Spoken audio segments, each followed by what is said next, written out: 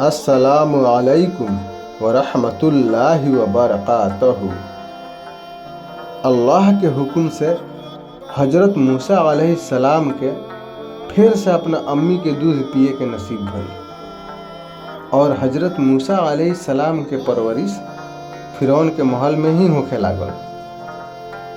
हजरत मूसा अलैहिस्सलाम के अम्मी के इज्जत के साथ और शानो शौकत के साथ महल में रखल गई।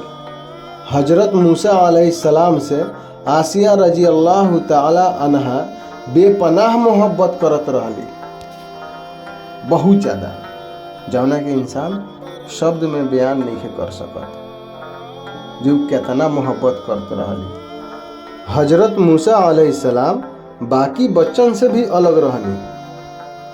हजरत मूसा अलैहिस्सलाम के परवरिश महल में ही भइल और बहुत अच्छा से परवरिश भइल। हजरत मूसा अलैहिस्सलाम महल में ही जवान भइनी। 1 से 1.5 मिनट के वीडियो बा, रोज सुनल करो। अच्छा लागे तो लाइक करो वीडियो के और चैनल के सब्सक्राइब कर दो।